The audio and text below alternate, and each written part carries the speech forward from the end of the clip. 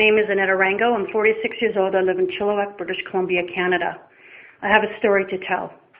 It is about the absolute worst in human behavior, which is why this story is nearly 12 years in the making. I can assure you that victims of violence in Canada have absolutely no rights. I've been lied to, blamed, and absolutely everybody's been condescending of all the pain and suffering I have endured. If I don't get some help soon, I'm going to die. Please tell what I do. Everyone will know why. And Canadians don't care. Most don't have an ounce of true respect for the ideology regarding anything, especially the truth. April 29th, 2003, I was drugged and I was raped. And in my circumstances, there's proof of both. I had a rape kit done. I went to the police. I did what I was supposed to do. I am surrounded right now by possibly 1,000 pieces of proof and evidence of everything I have been through, of the efforts I have made, of the work I have done, not just to help me, but to help others.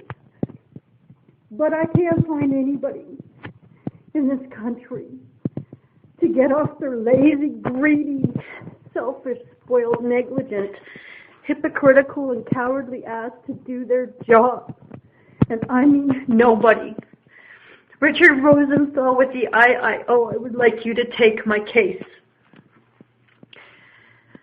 Because, as I said, I can't get any help in this country. My life has been destroyed by the mentality of Canadians. Here's a list of crimes that have been committed against me. Sexual assault, administration of noxious substance, technically assault with deadly weapon, attempted murder. Betrayal or breach of trust, obstruction of justice, false imprisonment, abuse of power, negligence, gross negligence, contributory negligence, discrimination, defamation of character, libel, slander, theft, trespassing, harassment, fraud, assault. There's the Canadian Charter of Rights and Freedoms Act. Unfortunately, it's filled with a bunch of hypocritical BS too. Those responsible, Ted Jabrassi, my rapist, an immigrant from Cameroon, Africa, because of course we let everybody in.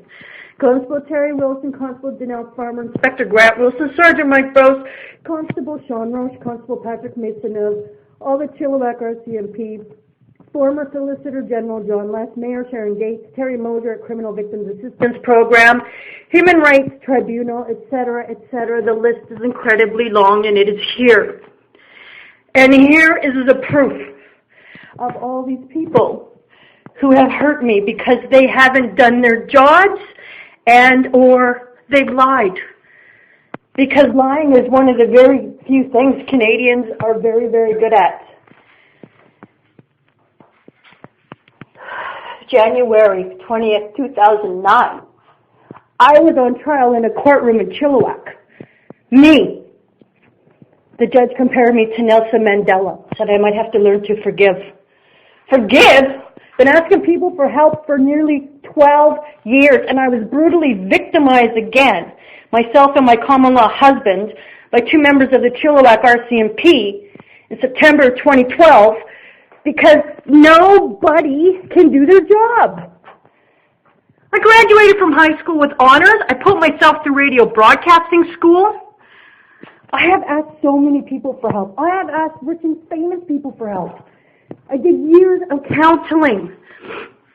Some of it is right here, including EMDR, OEI, and BRAIN. I attempted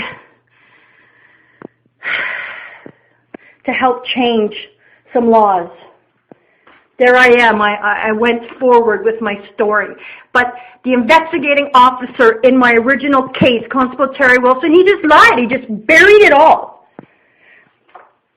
I am sick and tired of being sick and tired. Here's a quote by Martin Luther King Jr. Law and order exist for the purpose of establishing justice, and when they fail in this purpose, they become the dangerously structured dams that block the flow of social progress. No kidding. I spent 7 months vomiting my brains out from December 2003 to June. I was raped in my home. I had so many tests done, it's sickening. I couldn't work. I've lost hundreds of thousands of dollars in wages. I've not received 1 penny of financial pay, not one. I can't even work anymore outside my home. The lawyers I've asked for help: Philip Dirksen, Henry Waldeck, Melvin Kloss, and Megan Ellis, R.D.M. lawyers, Michael Evans, Ian McKinnon, paralegal Bev, Dale Sands, Dale Peterson, Waterstone Law, Clear Path Law, Cascade Law, Phil Rankin at Rankin and Bond, Andrew Briscoe, Patton Thornton, Richard Ballantyne, Martin Finch, Luke Zacharias, Baker Newby, etc., etc. Dan Penland, only lawyer who agreed to help. Unfortunately, he became ill and he had to quit practicing, probably from banging his head against the stress of dealing with a completely dysfunctional system. He's an American. Gets it. That's why I would like Richard Rosenthal to take my case, because nothing in this country is going to change until somebody sues everybody for millions of dollars and until we put cops in jail. Nobody's above the law. And for those of you in the world out there think Canada's so wonderful, I know many of you are familiar with the death of Richard Zakansky, the man who was tasered to death a few years ago at Vancouver International Airport. One of the cops involved, Monty Robinson, has since killed another person, still not in jail.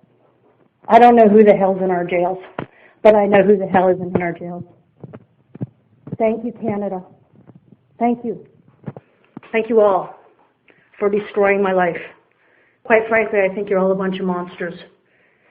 This country's a mess. Some people get it, most don't.